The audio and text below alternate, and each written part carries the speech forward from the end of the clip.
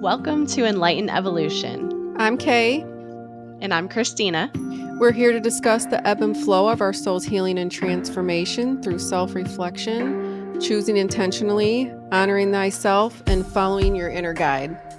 Thank you for joining this safe space with us. Hello and welcome everyone to Enlightened Evolution with Cay and Christina. We are doing our final episode in the series of chakras. We are doing the Crown Chakra today. I'm going to pull an oracle for us. This is from my Liminal Spirits. I don't like the cover of the book as much as I like the color of the box because it has this really cool blue mushroom. Like I mentioned before, I only have 3 oracle decks. So we have seen this one before.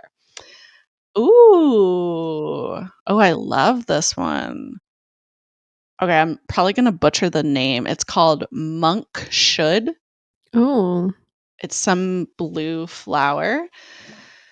I forget how to find them in Does here. that deck We only should do see. mushrooms, or it does other plant life too? No, it does. Like there's a snail in here. There's a cat. Ooh, there's a crystal. It does a bunch of different Nice. things. It's called Monk Should.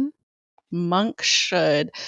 So I guess so. It does places, it does rites, it does trees, herbs, and so this is a herb.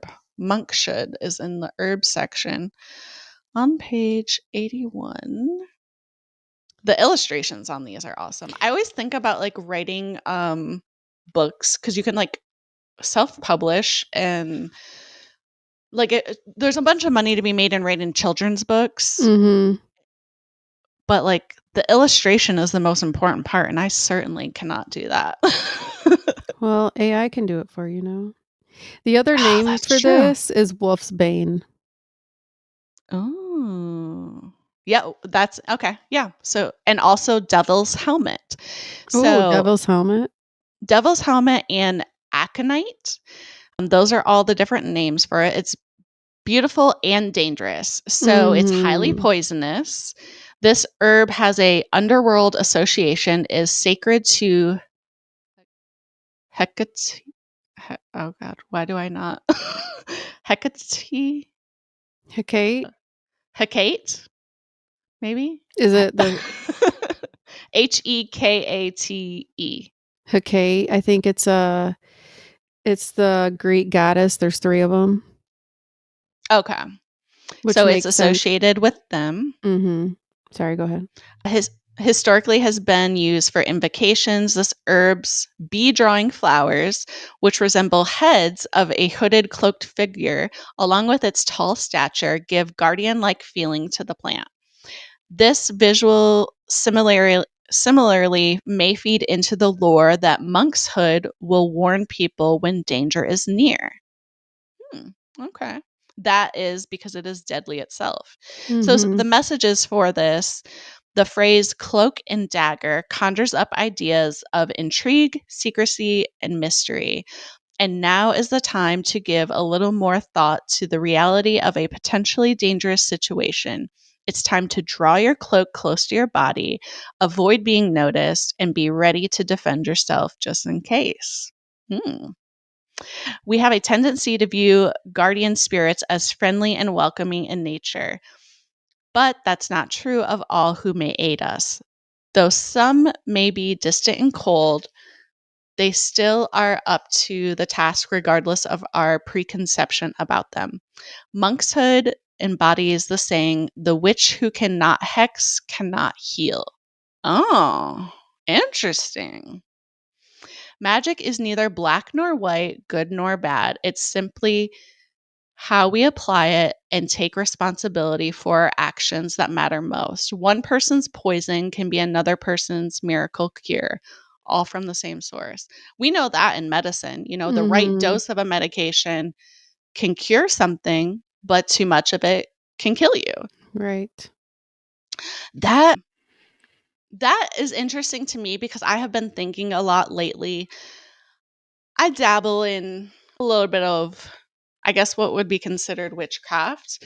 But I never because you sent me this video a while ago about this person who was basically like putting a hex on someone and then in turn was getting very sick. And Yes. I believe that. Like I never wish evil. I never wish harm on anyone. If there's someone Mhm. that I am upset with, I try to send them love and light. Like it's never in my practice to perform. I'll do like a cord cutting ceremony and cut their energetic ties with me, Yes. but I'm not going to do cuz I feel like there was a I would video I saw. I want everyone to experience, even the people I'm disconnected from that have hurt me. I want you to find the most love and peace and just leave me the fuck alone. I don't want nothing bad to Yeah. happen to you, you know? That's what I saw. I saw someone doing witch okay, this is what she was doing.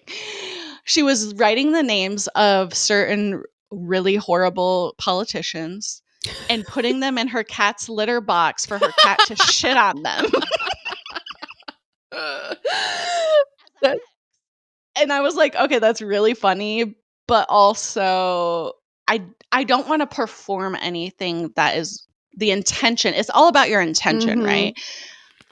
With the intention of bringing harm to someone. Do I possibly hate certain leaders right now? Absolutely. But I'm not going to wish harm on them. I wish that they would become enlightened. I wish that they would find empathy within themselves and find an ounce of care for the world and humankind and Mhm. our environment. I know. Sorry, that was a lot. No, But that's that okay. message was for me for sure. I l Except for I'm still not going to because it said the witch who cannot hex cannot heal, and I don't know if I'm subscribing to that part. That was the whole point of that, because I sent you that one video and you're like, "This is long, I don't follow." And I was like, "Well, she did go on for it forever, but the end of it was just like, you're sick in the hospital because you've Yeah, inflicted and this I energetic harm onto others." 100% believe that what you put out is what you get back, and I'm not going to put energy on someone for harm because I know that will come back to me. Mhm.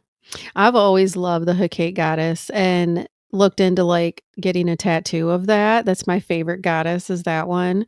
And I was just looking up, like, some stuff I used to have, and it's about duality and ambiguity, and her role is both destruction and creation, and like a renewal through death, and her association with both light and darkness contribute her complex multi-faced nature.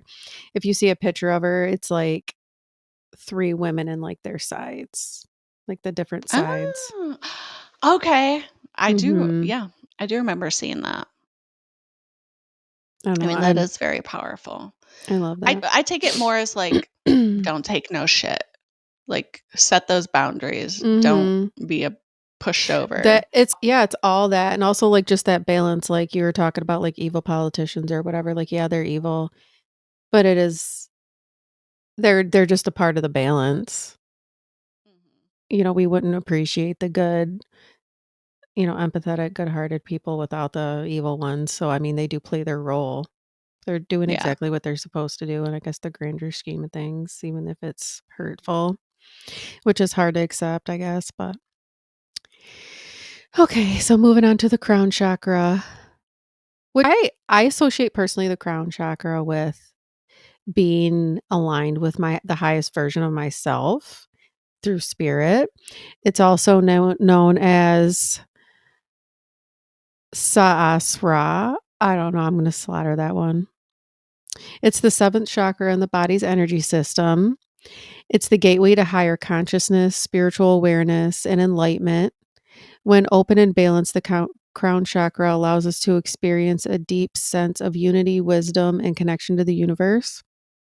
The color for the crown chakra is violet or white. Look at you with your violet.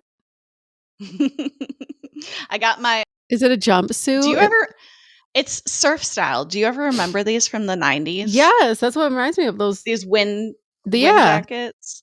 Yeah, so that's the brand. I got it at Hangout Fest, and I'm actually pissed because I probably paid $80 for this thing. The shit music festivals is so expensive, Mhm. and surf style is expensive anyways, and the lettering is, like, peeling off, and I probably only washed it Mm. maybe twice. Do you wash it I inside guess it out? probably wasn't. No. I'm so mad about this. Yeah. Maybe don't I dry probably it, shouldn't hang have dry dr it. yeah, It that was probably sucks, my bad. but still, it pisses you off. It's expensive. The element, so the color violet and white, the element of the crown chakra, thought and divine energy. The location is at the top of the head, or some people envision when they meditate, like I envision mine like a white light. I've always associated with the crown as a white light on top. Mhm, same. Characteristics is, yeah, spiritual awareness, enlightenment, connection to the divine, inner peace, wisdom, and unity. The crown chakra is associated with our ability to access higher states of consciousness, transcend the ego, and embrace universal wisdom. It's where we can connect with the divine, find meaning in life, and experience a sense of oneness with all things. I think that's hard to just find like the oneness. I think that's where my crown chakra becomes blocked the most, because it's like I sometimes I have like a low toleration for, just I just like to like I like my alone time, and I don't want to I don't know, like irritation's a negative such a negative word, but just to stay in that constant state of being mindful, like everyone's just having a human experience, and you know. Yeah, and that's really what we need to come back to is when we get so frustrated, it's Mhm. we are all connected. We are Yeah. all Just have figuring more out life. Yeah, just have more patience for people, and give them more grace as I want the grace given to me. Yeah. I not my most recent tattoo. I guess it's been a couple years since I got this, but I got a lady, it's hard to show on the camera, a lady that's in the Anjali mudra, so kind of like a prayer pose, and her head has a lotus flower. So the Sanskrit um Sahasrara, I don't know. I know I'm butchering that as well. Um that means thousand petaled lotus, and lotus is representative of like spiritual awakening, the many different layers that unfold as you awaken. And that's what I got coming out of her head, and it has the indigo that goes into purple, representing that connection from your third eye up to your crown chakra. So I absolutely love this tattoo, and I love the connection. Your third eye is really your inner wisdom, and then when you open up into your crown chakra, that is when you are connected to the deeper universal knowledge that we all have access to. Mhm. What does some balance and imbalance look like? Imbalanced, feeling disconnected from reality or too lost in spiritual pursuits. I think about I guess I kind of did this in my younger days, where it was like, well, what path is best for me to get closest to God? And being raised Catholic, I knew that wasn't it. So, I think finally I've found the best spiritual practice that suits me, but I do remember always n like, not really finding a place spiritually, like, where I belonged. Yeah. And I learned that it's not with anybody, it's just me, my relationship with spirit on my own. I didn't need, necessarily, like, a group or a church or a community to find that, and everyone's different, that's fine, but I think not being lost in that pursuit anymore to connect to, like, this universal divine energy has brought me more peace. Over intellectualizing or dismissing emotions. I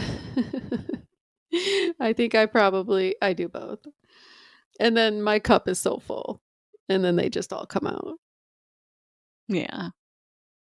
arrogance, superiority, or lack of empathy, feeling overwhelmed by spiritual downloads. Mm. I know. I also have here like an inability to fully integrate spiritual wisdom into your daily life.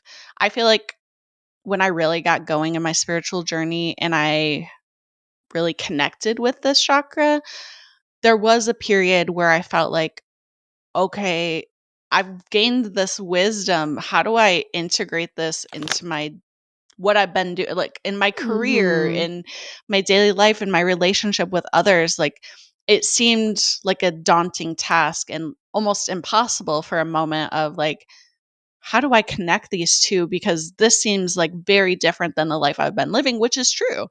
Mhm. And that's why a lot of times when people go through spiritual awakenings, they do tend to become a little bit of a different person, and that shocks the people around them, especially people that might not be on a healing path, and they might be like, who do you think you are? Like, what is this new person you're trying to be?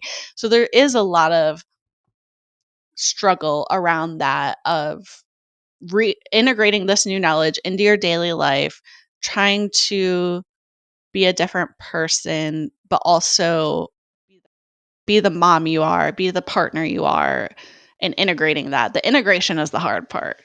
It is because you're surrounded by people that aren't on the same spiritual journey as you, and that's okay. It doesn't mean that these people aren't meant to be in your life. It just means that you have a deeper understanding of yourself and you're growing and you're trying to integrate this wisdom into your own like every day and your soul, and it's just kind of a frustration. It's like this balance of like accepting people for where they're at and loving them for where they're at, but you also feel like this slight disconnect because you're integrating a different experience within yourself.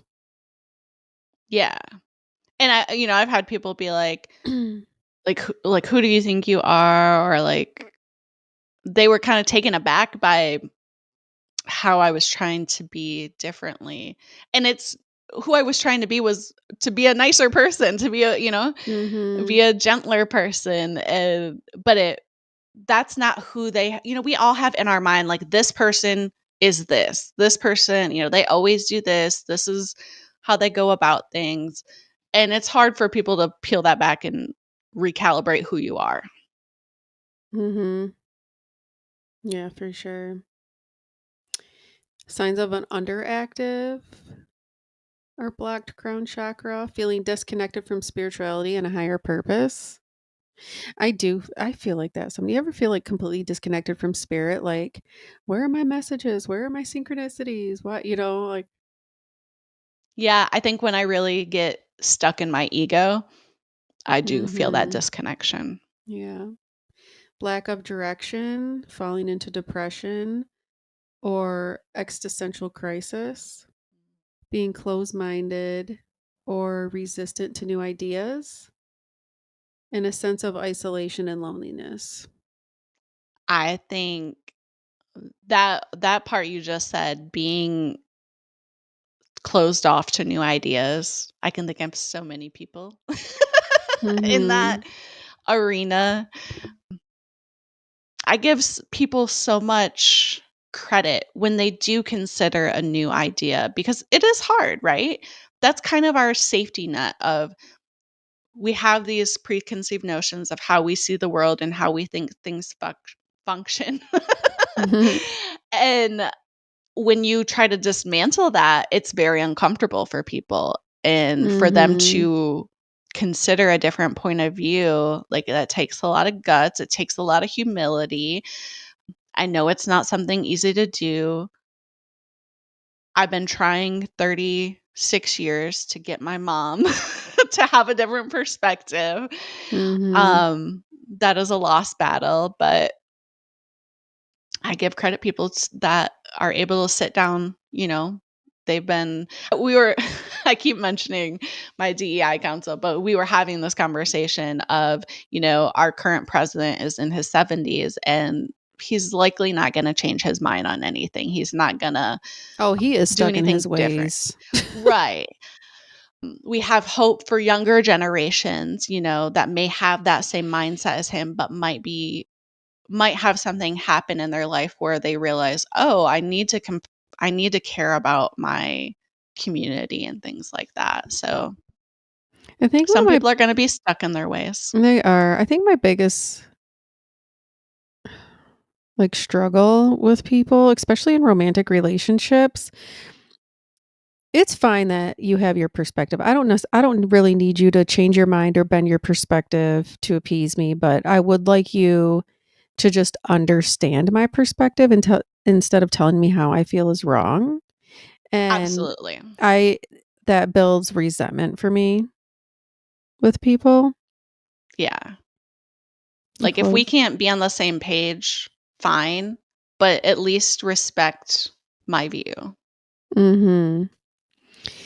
So, mm, signs of a balanced crown chakra, deep sense of peace, wisdom, and trust in the universe, feeling connected to a higher purpose and divine guidance, openness to new perspectives and spiritual insights, living with inner harmony and unity with all things, and experiencing moments of enlightenment, bliss, and deep gratitude.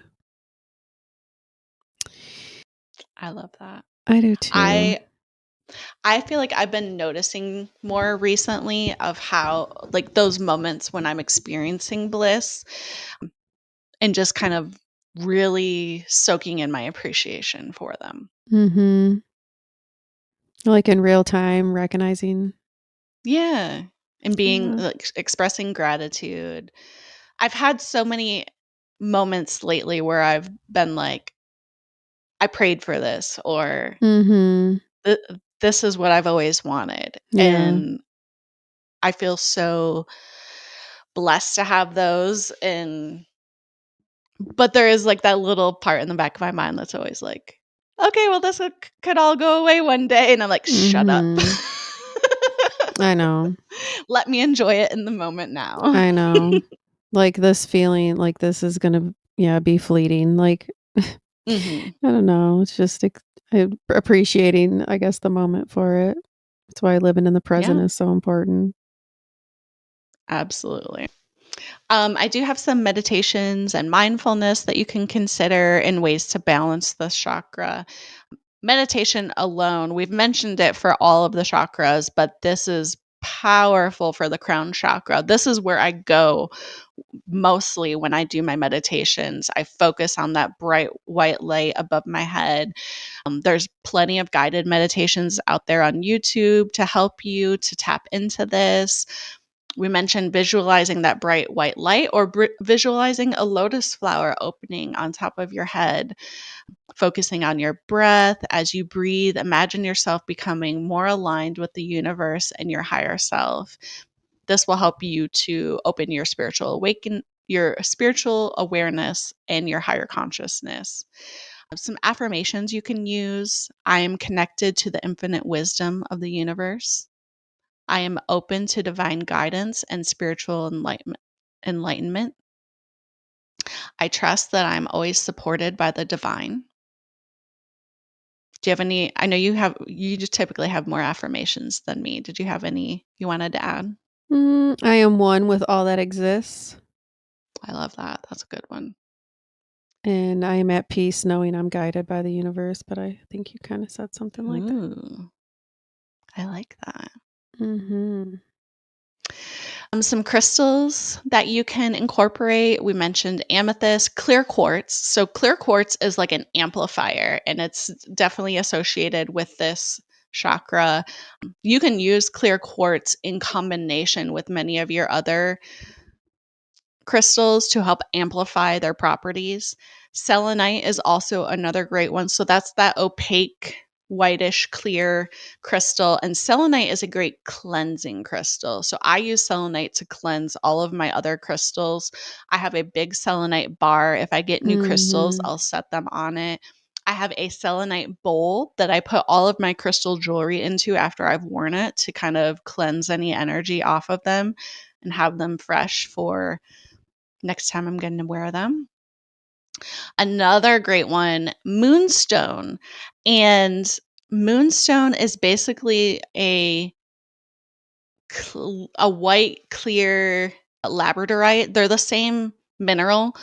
It's just that labradorite is typically more of the bluish, greenish hues, and then moonstone, it still has that. What do they call them?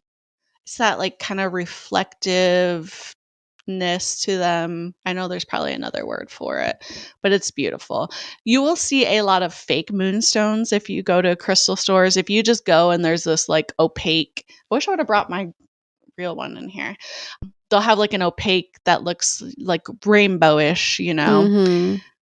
those are fake. Those are lab created. The true moonstone will be like a white, grayish stone, and you'll see those rainbow reflections in it, like labradorite.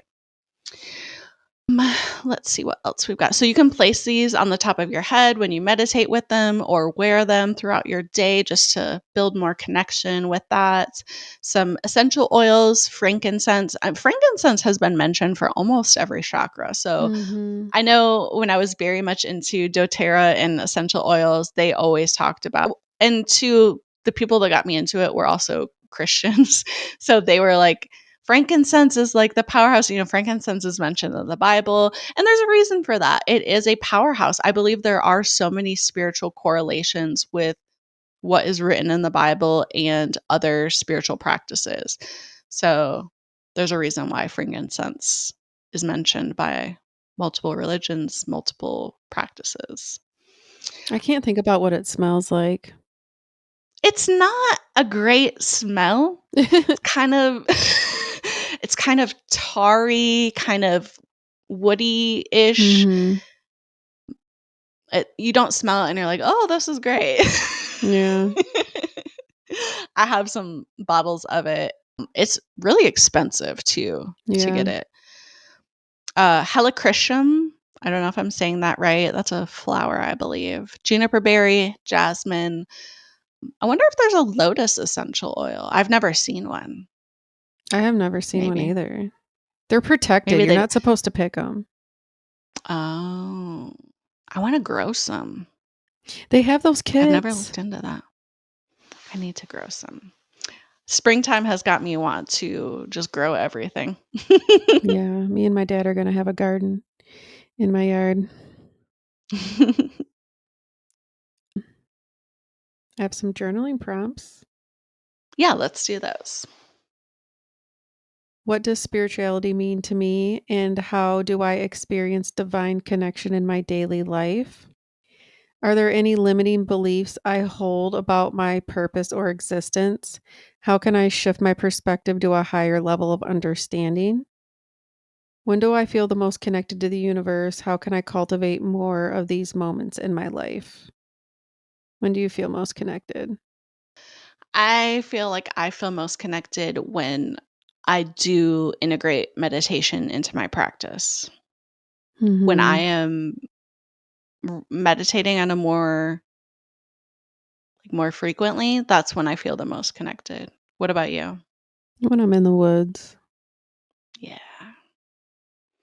I will say hiking, being in the woods, being in nature, it really does amplify my connectedness with everything, with Mhm. every tree and blade of grass, and just understanding, even in those areas, like they're connected through their root systems and they all communicate with each other through the, oh, what is the word they use for mycelium network, I believe, where how mushrooms have this deep network that connects Mhm. everything basically.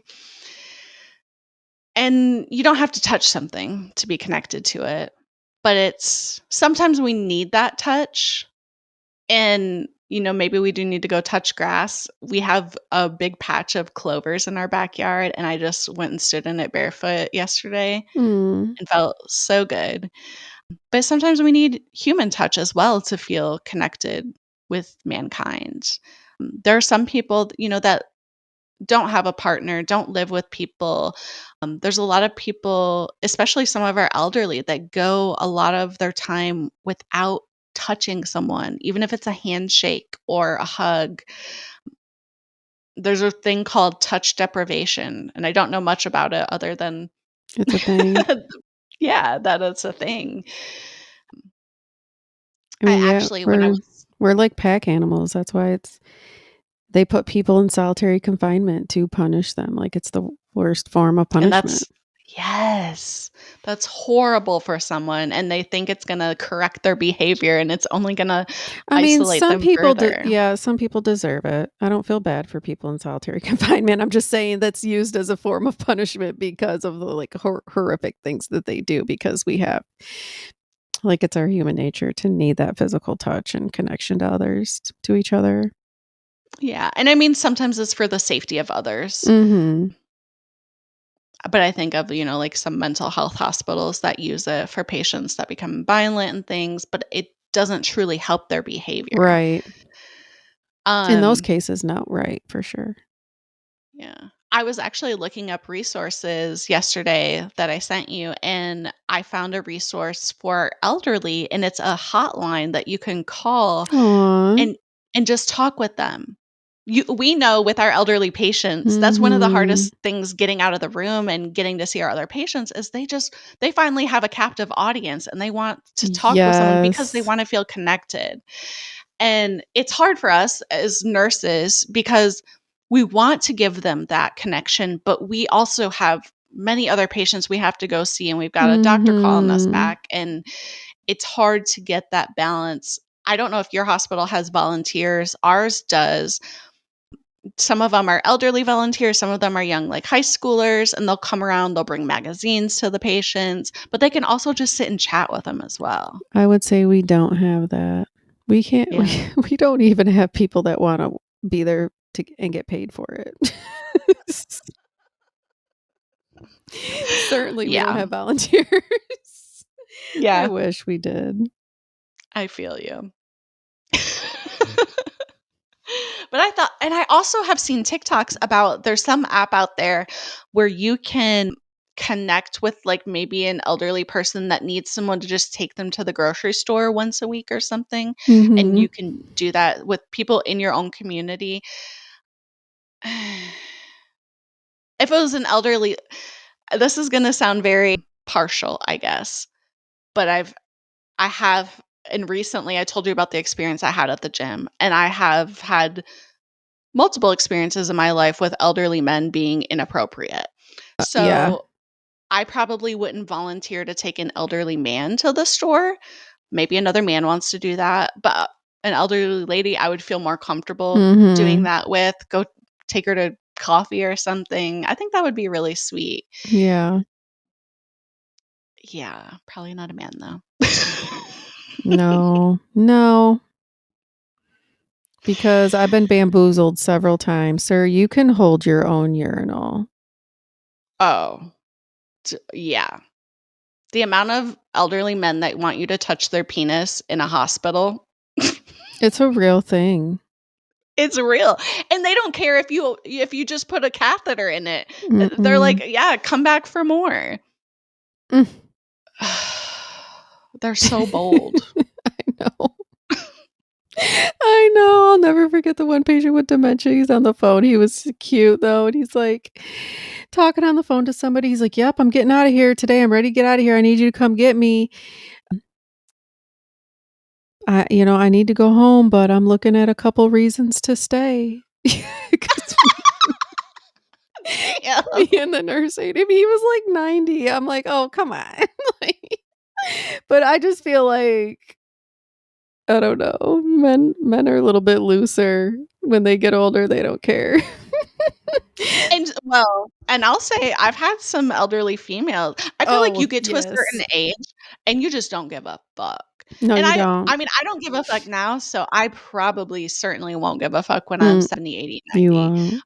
I remember we had when 50 Shades of Grey came out, Oh, we had this goodness. elderly lady, and she was one that, wanted to get up and walk around a bunch, so we had to have her, like, parked out at the nurse's station, and she was in a chair, and she's sitting there reading 50 Shades of Grey, And we had one male nurse on our floor. And every time he would walk by, she would flip her leg up on the chair and she's like, "Hey, Luke, you want to come?" And I was like, "You can't do that." Bold. Yes, very bold. That's so funny. I love patient care. Sometimes I mean, It does crack you up. as sometimes like, it's entertaining, to say the least. Yeah. You gotta find the funniness in it. I will say, I've told you before, I take high schoolers on tours of our hospitals from time to Mhm. time. And a lot of times, sometimes we just have a group that really doesn't show interest. But this last group we had, they asked some really good questions I never would have asked as a high schooler. Like they were asking, this is a very stressful job. How do you decompress at the end of the day? And how do you separate what happened at work from the rest of your life? And I was like, dang, where are they getting all this insight from? I'm like, Mhm. these are great questions. We don't. No. You will be traumatized for the rest of your career. So just know that you're signing up for that. They don't teach you that in nursing school, the way that's gonna affect No. you, like microdoses Yeah. PTSD to you all day long. Hmm. Yeah. Some other things I didn't mention for the crown chakra, there are some yoga poses, a headstand, Mm. lotus pose, which I'm trying to think what lotus pose is. Oh, I'm gonna I think Google it. that's just where you sit cross-legged, maybe. Look it up for us. My favorite is child's pose, Oh, you're balasana. right, it is. Okay, perfect. Yeah, when you sit, but it's where you put your heels up on your thighs, right? Correct, yeah. I am not able to do that Aw, yet. yet. It We'll get there. it hurts. My knees in my 30s have been bothering me more than they ever have. Yeah, so, like, low lunges, I don't love to Mhm. do when I have to put that much pressure on my knee. It's not my favorite. Yeah.